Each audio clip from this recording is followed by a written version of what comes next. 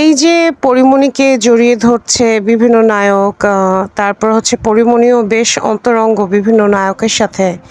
এবং এটা কিন্তু এই সিনারিও এমন না যে এটা আমাদের জন্য খুব নতুন। এটা আমরা দেখেছি অনেক সময়ই।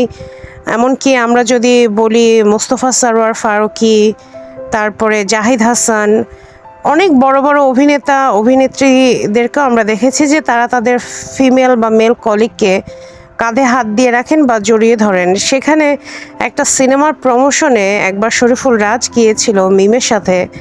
সেখানে তিনি যেভাবে স্ট্যাটাস দিয়েছে এবং যেভাবে প্রতিক্রিয়া করেছে অ্যাজ ইফ যেন এই জগৎটা তার কাছে খুবই নতুন এবং সে কখনো এমনটা করেনি এবং সে কখনো এমনটা করবেও না।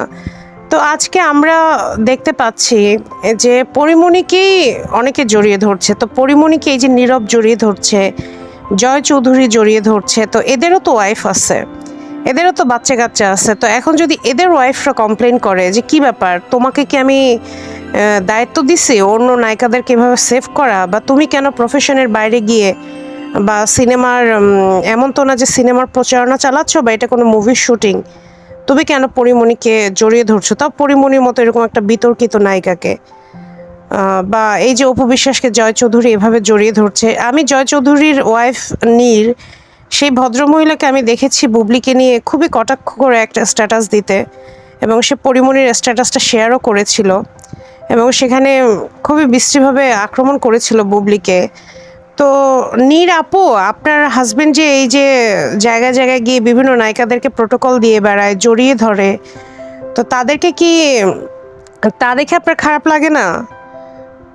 আপনার কি একবারও মনে হয় না যে কি ব্যাপার, আমার হাজবেন্ডকে কেন মানে আমার হাজবেন্ড কেন অন্য নায়িকাদেরকে এভাবে জড়িয়ে ধরছে? তখন আপনাদের মাথায় খুবই মানে চিন্তা আসে যে না, এটা তো প্রফেশনালিজম, এটা তো কোনো বিষয় না। কিন্তু বুবলি আপু যদি কোনো প্রফেশনের খাতিরে যদি কোনো অফিসে যায়, সেটা নিয়ে আপনাদের সমস্যা। কোনো একটা নায়কের সাথে যদি একটু সৌহার্দ্যপূর্ণ সম্পর্ক হয়, কোনো সাংবাদিকদের সাথে যদি হয়, তখন সে আপনাদের চোখে চক্ষুশূল হয়ে দাঁড়ায়। এই যে দেখেন, কালকে শিল্পী সমিতির নির্বাচনে সবাই ভোট দিতে আসছে, কিন্তু বুবলি আপু কিন্তু আসে নাই। কারণ আমার যেটা মনে হয় উনি খুবই ইনসিকিউরিটি ফিল করে এবং খুব আনসেফ ফিল করে যে কি ব্যাপার, আমি এত বুঝিয়ে মানে এত গোছালোভাবে লাইফ স্টাইল লিড করি, পারতপক্ষে কারো সমালোচনা আমি করিই না, সবসময় চুপচাপ থাকি, নিজের মতো করে থাকি, তারপরেও আমাকে নিয়ে এত সমালোচনা হচ্ছে, আমার এত দোষ। তাহলে আমি যদি যাই এবং সেখানে যদি আবারও কোনো মানে দেখা যায় কারোর সাথে আমার একটু ক্লোজ রিলেশন হইলো, দেখা যাবে আমাকে নিয়ে তাকে নিয়ে জড়িয়ে একটা কথা বলা হলো, বা এমনও হতে পারে যে ওখানে যেহেতু অপু বিশ্বাস যাবে, পরিমণি যাবে, তমা মির্জা যাবে, দেখা গেল বুবলি আপুকে নিয়ে টিটকারি করে একটা কথাই বলে ফেললো। কারণ এদের তো আসলে মানে মুখে কোনো কিছু আটকায় না, যেটা আমরা দেখছি। তো বুবলি আপু হয়তো নিজে থেকেই সরে গেছে এবং সে যায় নাই। তো আমার কথা হচ্ছে এই যে আপনারা নিজেদের বেলায় ১৬ আনা কিন্তু অন্যের বেলায় কিছুই না, এই ধ্যান ধারণা থেকে কবে বেরিয়ে আসবেন? এবং এগুলো করতে গিয়ে আপনাদের জনপ্রিয়তা আপনারা ভালো করেই জানেন যে শুধুমাত্র ফেসবুকের মধ্যেই সীমাবদ্ধ। বুবলি আপুর সিনেমা মানে ভালো করেই দেখতেছেন যে কি পরিমাণ জনপ্রিয়তা পাচ্ছে এবং তার গানগুলো ইউটিউবে মিলিয়ন মিলিয়ন ভিউ হচ্ছে।